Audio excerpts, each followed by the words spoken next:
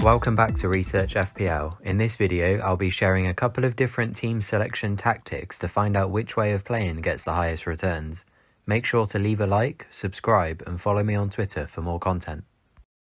Now, there are an infinite number of ways to play FPL, so I can't go into all of them, but I'll try to go through some of the most popular ways of choosing your team and how they might be advantageous or not. Based on commonly heard FPL terms, I've picked out these different tactical options. We've got premium teams, balanced teams, players with good fixtures, and players that are in form. I'll explain each option in the video. Let me know in the comments how you like to choose your team and see if it matches up with the outcome of this video. Here we have our premium team, stacked full of the most expensive FPL players there are. It leaves room for only the cheapest options elsewhere, with a few too many 4 to 5 million options than I'd personally like. Also, I've broken the rules and got 4 Liverpool players here, but that's not the point of the video anyway. With all these top players in your team, they should be pulling in big points week in, week out, and make up for any lost points elsewhere. For the sake of the video as well, I've added up the total points for this premium focused squad so we can compare it later on. 273 points from 15 players here, and I even picked the top scoring budget players to give the squad the best chance. The squad full of balance this time, where no premiums are allowed. That's no one over 10 million, no Robertson, Alexander-Arnold, and no keepers over 5.5. Again, I've picked players here that have done well this season so we get a fairer comparison between tactical options. At a glance, this looks like a pretty strong team, with lots of the mid-tier options performing very well. Calvert-Lewin, Rodriguez and Son stand out, but most of the others have returned too, and seem to be offering great value for money.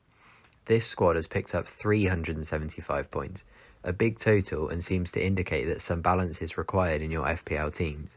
That's 100 points more than my full team of premiums, a huge difference. Here's the third team, made up of players from the 8 teams that had the easiest fixture ratings from game week 1 to game week 4. Again, I've hand-picked the high-scoring players from those teams to be as fair as possible. A couple of good choices in here with popular pairs like Kane and Son and Calvert-Lewin and Rodriguez. This is 393 points from these players, just ahead of the balanced team. Now I expect this to be the highest total, as form is based on how well each player is scoring in the last 30 days, which actually covers the whole season so far, and it is. No surprises that Aston Villa feature heavily after that Liverpool game, again forcing me to break the rules and pick 4 players from one team. A huge 458 points from this squad, which like I said makes complete sense because they are all of the in-form players. What we need to know now is how well it would work if we took this squad into game week 5, to see if last week's form equals this week's points.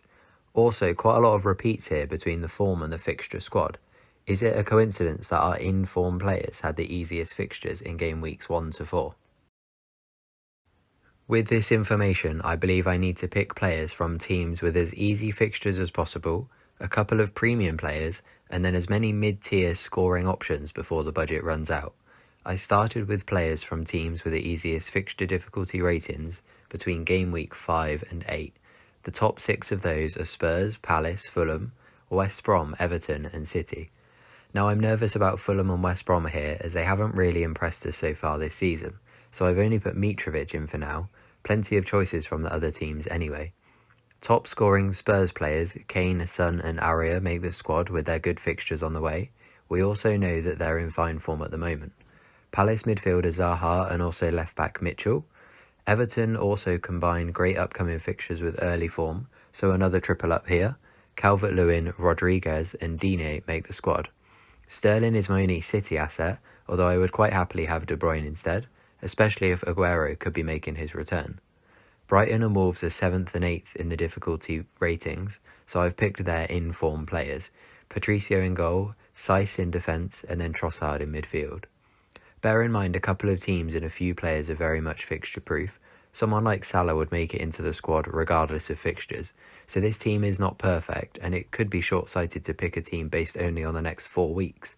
But it does look alright on paper at the moment, and we'll have to see how many of these players make it into my final team before game week 5.